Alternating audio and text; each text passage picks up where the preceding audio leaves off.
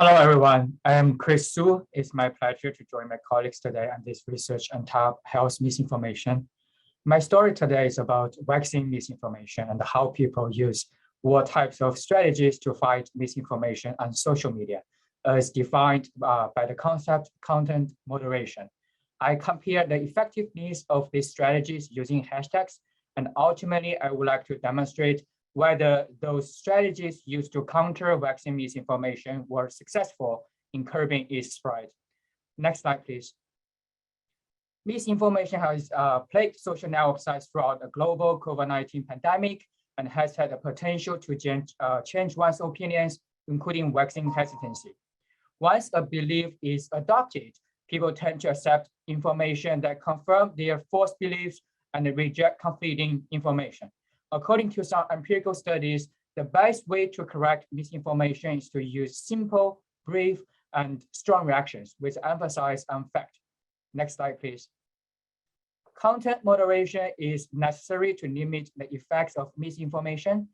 Some platforms have attempted to moderate misleading content, but many have shied away from the responsibility and rely on health organizations or medical professionals to determine what is true or false. So social media users also play an active role in content moderation by correcting false or misleading information. So this type of activity, known as social correction, has been found to be an effective moderation strategies.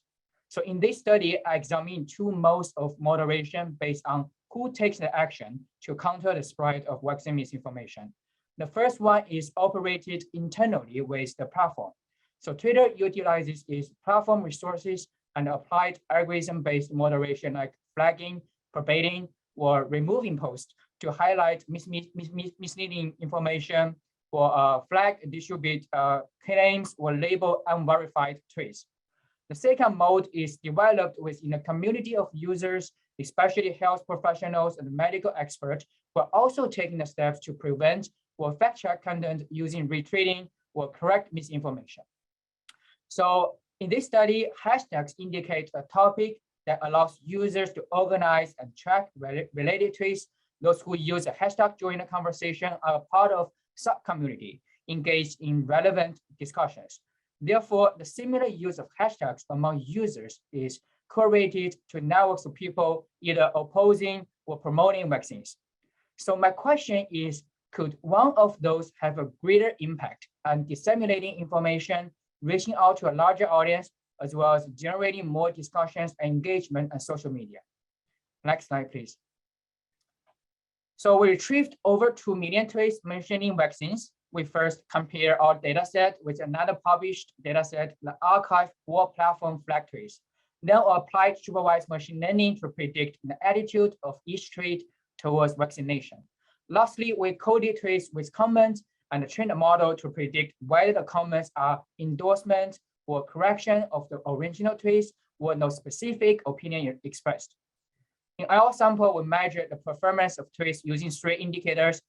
In short, based on the trading behaviors of Twitter users, the 3 performance scores were normalized for each tweet in terms of the number of viewers or potential viewers, which is the impression score, the significance of their post, which is the impact score, and lastly, their ability to reach others.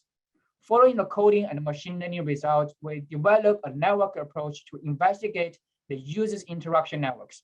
Tweets were transferred to matrix based on the interrelationship among hashtags. In other words, if 2 tweets mention the same hashtag, a connection is formed. We use MRQAP, which is the multiple regression quadratic assignment procedure, to analyze the correlation among the different hashtag matrix and the networks. Next slide, please. So the following chart summarizes the correlation matrix between the performance of tweets and the different moderation strategies when comparing their hashtag networks. The first 3 are performance networks, which include reach, impression, and impact index.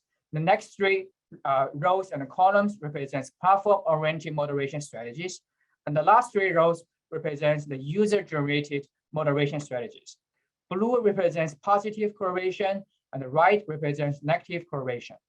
First, our results suggest that Twitter posts with misleading or disputed flags labeled internally by the platform generated the most interest. Second, tweets featuring the endorsement and the correction of health professionals can combat vaccine misinformation more effectively than those flagged by the platform. So taking all of the findings into account, I conclude that platform flag trace might cause more intense debate among a smaller group of users. Meanwhile, user-moderated trace might reach a wider audience. Thank you for listening.